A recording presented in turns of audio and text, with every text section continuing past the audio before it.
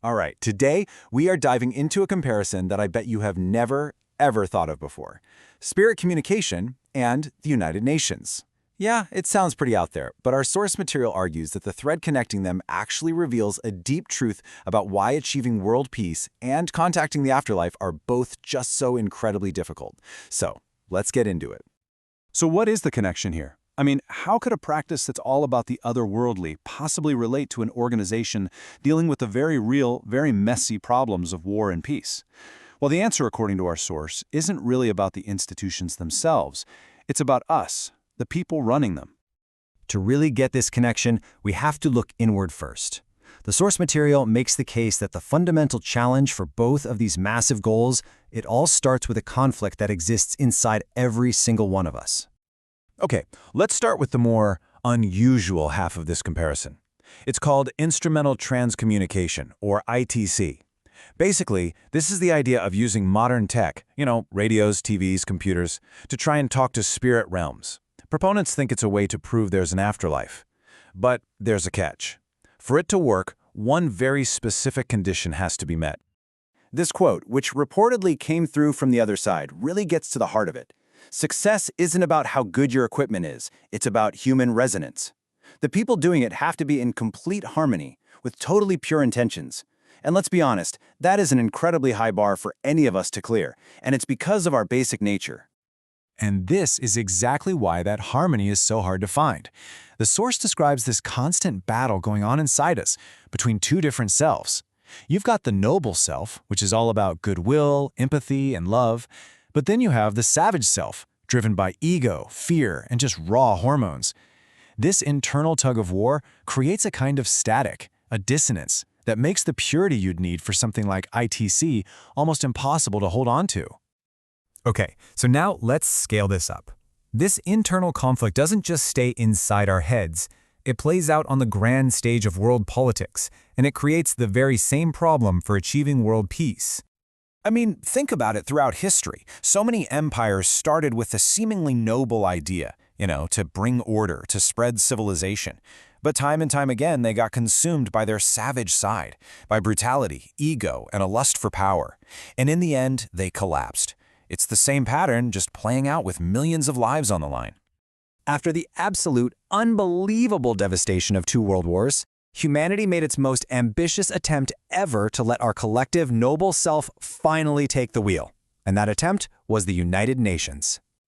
Yeah, the road to the UN was paved with absolute tragedy. World War I was so horrific they called it the war to end all wars. The League of Nations was created right after, but it just didn't have the teeth to stop what was coming. Then, after the even greater horror of World War II, world leaders knew something much, much stronger was needed. And that's how the UN was born in 1945. And the ideal behind the UN, wow, it is the absolute peak of our noble self at work. Its entire mission is to create a better world by promoting peace, prosperity, and respect for everyone. This is basically humanity's biggest attempt to create that complete harmony on a global scale. So here's the big question. If the UN's mission is so noble, why hasn't it been a complete success? Why does lasting peace still feel so far away? Well, the source argues that, just like with that spirit communication, the whole system is held back by some pretty fundamental flaws. I love this analogy from the source because it just perfectly captures the UN's whole situation. It's essential, it's the only football we've got, but man, has it been kicked around. It's worn out, constantly being punted back and forth by competing national interests, and just held together with patches. It works, but it is far from perfect. So the first huge flaw is authority, or really the lack of it. The UN can't force a country to do anything. It can't just pass a world law and make everybody follow it.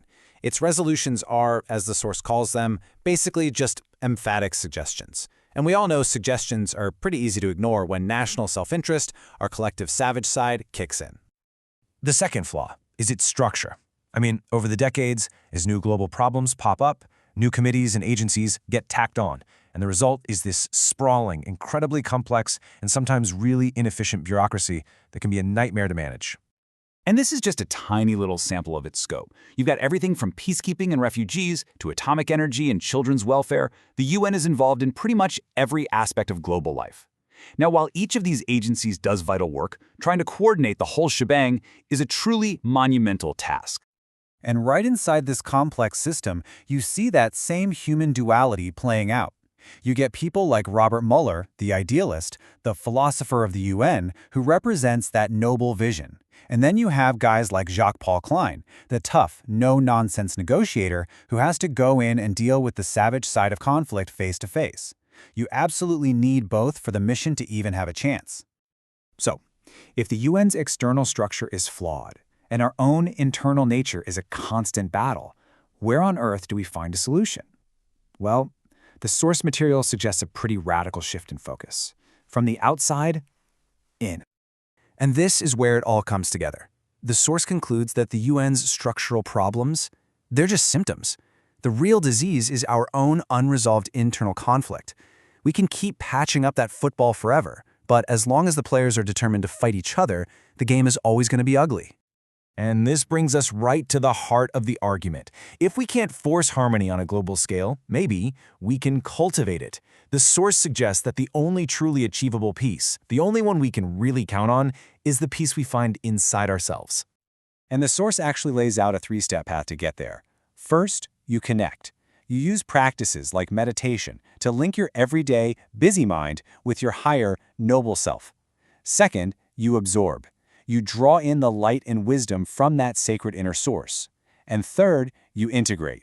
You bring that peace, that truth, into your daily life, so you can stay centered even when the world outside is total chaos.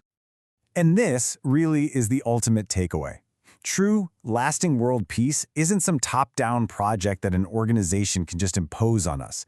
It's a bottom-up revolution of consciousness. It's only going to happen, the source argues, when millions, maybe billions, of individuals take on this personal journey to find their own inner harmony. Only then can our collective vibration finally become pure enough for real peace to stick. And so that leaves us with this final, really powerful question. Are we looking for peace in all the wrong places? Maybe the most important diplomatic work we could ever do isn't between nations, but between the warring sides of our own hearts. It's definitely something to think about.